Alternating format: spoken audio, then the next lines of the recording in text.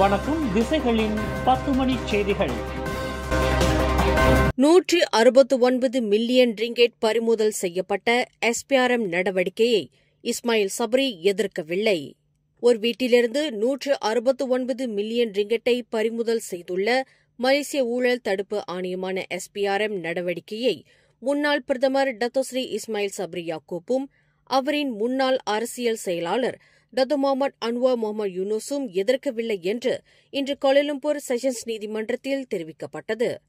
இஸ்மாயில் சப்ரியின் முன்னாள் அதிகாரியின் வீட்டில் உள்ள பாதுகாப்பு பெட்டகத்திலிருந்து பறிமுதல் செய்யப்பட்ட ரொக்கப்பணம் மற்றும் தங்க கட்டிகள் குறித்து இஸ்மாயில் சப்ரியிடம் பல முறை SPRM விசாரணை நடத்தியுள்ளது. அந்த ரொக்க பணத்தையும் தங்க கட்டிகளையும் இஸ்மாயில் சப்ரி மற்றும் அவரின் முன்னாள் அரசியல் செயலாளர் ஆகியோர் உரிமை கொண்டாடுவதிலிருந்து தடுக்க SPRM மேற்கொண்ட சட்ட நடவடிக்கையில் அந்த பணத்தை கோருவதற்கோ அல்லது SPRM நடவடிக்கையை தடுக்கவோ அவ்விருவரும் மேல் நடவடிக்கை எதனையும் மேற்கொள்ளவில்லை என்று நீதிபதி சுஹானா உசேன் முன்னிலையில் SPRM துணை பப்ளிக் பிராசிக்யூட்டர் மஹாடி அப்துல் ஜுமாட் தெரிவித்தார். பிலிப்பைன்ஸ் அதிபர் ஃபெர்டினாண்ட் மார்க்கஸ் ஜூனியருடன் பலதரப்பட்ட விவகாரங்கள் குறித்து பிரதமர் டத்தோஸ்ரீ அன்வார் இப்ராஹிம் இன்று தொலைபேசி வாயிலாக உரையாடினார். பிராந்திய பாதுகாப்பு, மேம்பாடு, பொருளாதாரம் மற்றும் நடப்பு அரசியல் சவால்களை எதிர்கொள்ள ஆசியானின் ஒற்றுமையை வலுப்படுத்துவது குறித்து ஃபெர்டினாண்ட் மார்க்கஸ் ஜூனியருடன் அன்வார் விவாதித்துள்ளார். ஆசியானின் கீழ் மலேசியாவிற்கும் பிலிப்பைன்ஸுக்கும் இடையில் ஒத்துழைப்பை வலுப்படுத்துவது குறித்தும் ஃபெர்டினாண்ட் மார்க்கஸ் ஜூனியருடன் தாம் விவாதித்ததாக அன்வார் தமது முகநூலில் தெரிவித்துள்ளார். 10 நாட்களில் தொடர்ந்து நில அதிர்வுக்குரிய பகுதியாக மாறியுள்ள ஜோஹர் ஸ்காமாட்டையும் பத்து பஹாட்டையும் இயற்கை சீற்றத்திற்குரிய பகுதியாக வரைபடத்தில் இடம்பெற செய்ய வேண்டும் என்று பொதுப்பணி அமைச்சு கேட்டுக் கொண்டுள்ளது. எதிர்காலத்தில் கட்டிடங்களின் பாதுகாப்பு தரநிலைகளை பூர்த்தி செய்வதை உறுதி செய்வதற்காக சிகாமாட்டையும் பத்து பஹாட்டையும் தேசிய நில அதிர்வு அபாய வரைபடத்தில் சேர்க்கப்பட வேண்டும் என்று பொதுப்பணி துணை அமைச்சர் டத்தோஸ்ரீ அமட் மசலான் வலியுறுத்தினார். இவ்விரு மாவட்டங்களிலும் அண்மையில் ஏற்பட்ட தொடர் நிலநடுக்கங்கள் கனிம மற்றும் புவியியல் துறை மற்றும் மலேசிய வானிலை ஆய்வுத் துறையான மெட் மலேசியா ஆகியவை ஆபத்தின் தன்மையை விவரித்திருப்பதானது அவசர தேவையை எடுத்துக் காட்டுகின்றன என்று அவர் கூறினார். நில அதிர்வு அபாய வரைபடத்தில் பட்டியலிடப்பட்டுள்ள எந்தவொரு பகுதிக்கும் நிலநடுக்கங்களை தாக்கும் பெரிய கான்கிரீட் கட்டமைப்புகள் போன்ற வலுவான கட்டுமானங்கள் விவரக்குறிப்புகள் தேவைப்படுகின்றன. ஆனால் சிகாமாட்டில் அந்த விவரக்குறிப்பு இன்னும் வரைபடத்தில் சேர்க்கப்படவில்லை. இதற்கான தேவை நிவர்த்தி செய்யப்பட வேண்டும் என்று அப்பகுதியில் ஏற்பட்ட நிலநடுக்கங்கள் தொடர்பாக சிகாமாட் பொதுப்பணி அலுவலகத்தில் இன்று நடைபெற்ற விளக்கமளிப்பு நிகழ்ச்சியில் அமட் மசலான் இதனை தெரிவித்தார். அடுத்த பொதுத் தேர்தலில் பரிக்காத்தான் கூட்டணி சார்பில் பிரதமர் வேட்பாளரின் பெயரை பாஸ் கட்சி முன்மொழியலாம் என்று அந்த கூட்டணியின் தலைவர் டான்ஸ்ரீ முய்டின் யாசின் தெரிவித்தார். பாஸ் கட்சி அவ்வாறு முன்மொழியுமானால் அது குறித்து பரிக்காத்தான் நேஷனல் உச்சமன்ற கூட்டத்தில் விவாதிக்க முடியும் என்று பெர்சாத்து கட்சியின் தலைவருமான முய்டின் குறிப்பிட்டார். பெர்சாத்து கட்சியின் ஆண்டு கூட்டத்தில் அடுத்த பொதுத் தேர்தலில் எதிர்க்கட்சியின் பிரதமர் வேட்பாளர் முய்டின் யாசின் என்று அறிவித்துவிட்டது மூலம் அந்த கட்சி அவசரப்பட்டு விட்டதாக கூறப்படுவதை அக்கட்சியின் உச்சமன்ற உறுப்பினர் டாக்டர் யாசில் யாக்கோப் நிராகரித்தார். எனினும் அது குறித்து தீர்க்கமாக முடிவு செய்யப்படுவது பரிக்காத்தான் நேஷனலின் உச்சமன்ற கூட்டம்தான் என்பதை அவர் ஒப்புக்கொண்டுள்ளார். இப்போ சிம்பாங் பூலாயில் காருக்குள் ஒரு பெண்ணின் சடலம் மீட்கப்பட்ட சம்பவம் தொடர்பில் கைது செய்யப்பட்ட 9 பேரை 7 நாள் தடுத்து வைப்பதற்கு போலீசார் நீதிமன்ற ஆணையை பெற்றுள்ளனர்.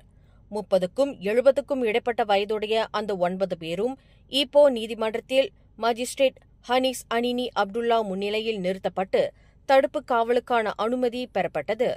கைது செய்யப்பட்ட 9 பேரில் ஒரு பெண் குற்றவியல் சட்டம் 302 பிரிவின் கீழ் தடுத்து வைக்கப்பட்டுள்ள வேளையில் எஞ்சிய 8 பேர் குற்றவியல் சட்டம் 307 பிரிவின் கீழ் தடுத்து வைக்கப்பட்டுள்ளனர். நேற்று அதிகாலை சிம்பாங் பூலாயில் ஒரு போலீஸ்காரரை கத்தியால் குத்தி துப்பாக்கியால் தாக்கிய நபரின் வாகனத்தில் ஒரு பெண்ணின் சடலம் கண்டெடுக்கப்பட்டுள்ளது. டிக்டாக் தளத்தில் பிரதமர் டத்தோஸ்ரீ அன்வார் இப்ராஹிமின் வீட்டை எரிப்பதற்கு மிரட்டல் விடுத்துள்ள நபருக்கு எதிராக கடும் நடவடிக்கை எடுக்கப்பட வேண்டும் என்று கோரி ஷாலாம் போலீஸ் நிலையத்தில் புகார் செய்யப்பட்டுள்ளது. பிரதமருக்கு எதிராக விடுக்கப்பட்டுள்ள இந்த அச்சுறுத்தலை சாதாரணமாக கருதிவிடக்கூடாது. இது கடுமை வாய்ந்ததாகும் என்று அடிலான் கட்சியின் இளைஞர் பிரிவு தனது போலீஸ் புகாரில் தெரிவித்துள்ளது. மிரட்டல் விடுத்துள்ள அந்த நபருக்கு 2 ஆண்டுகள் சிறை தண்டனை விதிக்க வகை செய்யும் சட்டத்தின் கீழ் விசாரணை செய்யப்பட வேண்டும் என்று அதன் தகவல் பிரிவு தலைவர் பரிகால் ஜமான் பத்தாருல் கேட்டுக் கொண்டுள்ளார். ஒரே குடும்பத்தைச் சேர்ந்த 4 மரணம் ஏற்படும் அளவிற்கு வாகனத்தை செலுத்தியதற்காக 8 ஆண்டு சிறை தண்டனை விதிக்கப்பட்டுள்ள லாரி ஓட்டுநரை ஜாமீனில் விடுவிப்பதற்கு புத்ராஜயா அப்பீல் நீதிமன்றம் அனுமதி அளித்தது.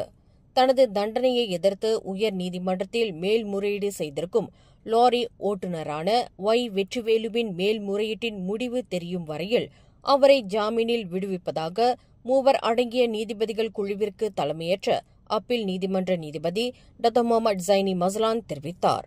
வெற்றிவேலுவை ஒரு நபர் உத்தரவாதத்துடன் 10,000 ரிங்கிட் ஜாமீனில் விடுவிப்பதாக டாக்டர் முகமது ஜைனி குறிப்பிட்டார். கடந்த 2020ஆம் ஆண்டு பிப்ரவரி 13ஆம் தேதி இரவு 10:20 மணியளவில் பேரா சுங்கைசிப்போட்டில் ஜாலான் இப்போ கொலகங்சார் சாலையில் மிக ஆபத்தான முறையில் கனரக வாகனத்தை செலுத்தி 4 மரணம் விளைவித்த குற்றத்திற்காக சுங்கைசிப்போட் மஜிஸ்ட்ரேட் நீதிமன்றம் கடந்த 2023ஆம் ஆண்டு வெற்றிவேலுவிற்கு 5 ஆண்டு சிறையும் 80,000 ரிங்கிட் அபராதமும் விதித்தது. இலக்கவியல் அமைச்சின் கீழ் செயல்படும் மலேசிய சைபர் பாதுகாப்பு ஏஜென்சி மலேசியாவில் முதலாவது வாகன தடயவியல் சோதனை கூடத்தை திறந்துள்ளது. வாகனங்கள் மற்றும் குற்றவியல் சம்பவங்கள் தொடர்பான புலன் விசாரணைக்காக இந்த முதலாவது சோதனை கூடம் திறக்கப்பட்டுள்ளது. வாகனங்கள் சம்பந்தப்பட்ட கடத்தல், மனித வர்த்தகம், எல்லை தாண்டிய குற்றச்செயல்கள் முதலியவற்றை விரிவான விசாரணை செய்வதற்கான ஆற்றலை இந்த தடயவியல் சோதனை கூடம் கொண்டுள்ளதாக இலக்கவியல் அமைச்சர் கோபிந்த் சிங் டியோ தெரிவித்தார். ஒரு சம்பவம் எப்படி நடந்தது, அதற்கான காரணம் என்ன என்பதை மிக துல்லியமாக கண்டுபிடிப்பதற்கு மலேசியாவின் இந்த முதலாவது வாகன சோதனை கூடம் பேருதவியாக இருக்கும் என்று செய்தியாளர்களிடம் பேசும்போது கோபிந்த் சிங் குறிப்பிட்டார்.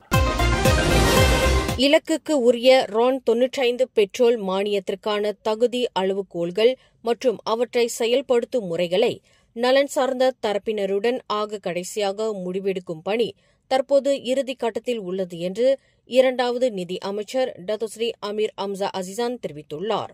தகுதி வாய்ந்த மக்களில் பெரும் பகுதியினர் பாதிக்கப்படாமல் இருப்பதை உறுதி செய்வதற்காக RON 95 பெட்ரோல் மானியத்தின் இலக்குக்கு உரிய செயல்படுத்தும் பணியை அரசாங்கம் மிக கவனமாக வடிவமைத்து வருவதாக அவர் கூறினார். இந்த மாத இறுதியில் RON 95 மானியம் செயல்படுத்தப்பட்டவுடன் எரிபொருள் நிரப்பும்போது மைகாட் கட்டண முறையை பயன்படுத்த முடியும் என்பதை உறுதி செய்ய அரசாங்கம் பெட்ரோல் நிலைய நிறுவனங்களுடன் இணைந்து செயல்படுகிறது என்று அவர் இன்று டேவான் நகராவில் நடந்த கேள்வி பதில் அமர்வின் போது கூறினார். கடந்த செப்டம்பர் 5ஆம் தேதி வீட்டை விட்டு வெளியே சென்ற இந்திய மாது ஒருவர் இதுவரை வீடு திரும்பாதது குறித்து போலீசில் புகார் செய்யப்பட்டுள்ளது. 35 வயது சுபாஷினி ஷாடி குமார் என்ற அந்த மாது காணாதது குறித்து அவரின் அண்ணன் போலீசில் புகார் செய்துள்ளார் என்று சுப்ரங்பராய் மாவட்ட போலீஸ் தலைவர் சூப்பரிண்டென்டர் ஜே ஜனவரி சியோவோ தெரிவித்தார்.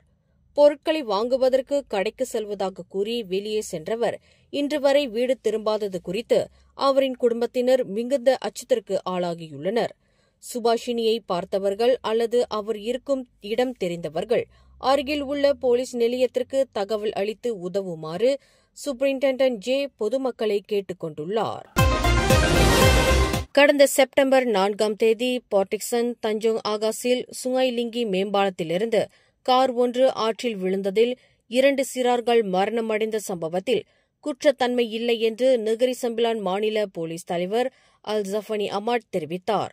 அந்த 2 சிறார்கள் மரணம் அடைந்தது நீரில் மூழ்கியது காரணமே தவிர அவர்களின் மரணத்தில் வேறு குற்றத்தன்மை இல்லை என்று அல் ஜஃபனி அமாட் குறிப்பிட்டார். போர்டிக்சன் மருத்துவமனையில் அந்த 2 சிறார்களின் உடல்களிலும் கடந்த செப்டம்பர் 5ஆம் தேதி நடத்தப்பட்ட சவ பரிசோதனையில் இவ்விவரம் தெரியவந்துள்ளது என்று அவர் மேலும் கூறினார். கிளாந்தான் குவாமுசாங் சுங்கை செட்டிங்கில் உள்ள ஒரு செம்பனை தோட்டத்தில் சட்டவிரோதமாக தங்கம் தோண்டும் நடவடிக்கையில் ஈடுபட்டுள்ள கும்பல் ஒன்றை போலீசார் முறியடித்துள்ளனர். 3 அந்நிய நாட்டவர்கள் கைது செய்யப்பட்டது மூலம் இக்கும்பல் முறியடிக்கப்பட்டுள்ளதாக கூட்டரசு சேமப்படை தெரிவித்துள்ளது. எவ்வித செல்லத்தக்க ஆவணங்கள் இன்றி அவர்கள் இந்த சட்டவிரோத நடவடிக்கையில் ஈடுபட்டு வந்ததாக அது தெரிவித்துள்ளது. தங்கம் தோண்டும் நடவடிக்கைக்கு அவர்கள் பயன்படுத்திய சுமார் 5 லட்சம் ரிங்கிட் மதிப்புள்ள ஹைட்ரோலிக் எக்ஸ்கவேட்டர் மண்வாரி இயந்திரத்தை போலீசார் பறிமுதல் செய்துள்ளதாக அது குறிப்பிட்டுள்ளது. மேலும் செய்திகளை தெரிந்து கொள்ள கீழே இருக்கும் பெல் பட்டனை அழுத்துங்கள். உங்கள் மகிழ்ச்சியை வெளிப்படுத்த லைக் மற்றும் ஷேர் செய்யுங்கள். தொடர்ந்து திசைகளோடு இணைந்திருக்க சப்ஸ்கிரைப் செய்யுங்கள்.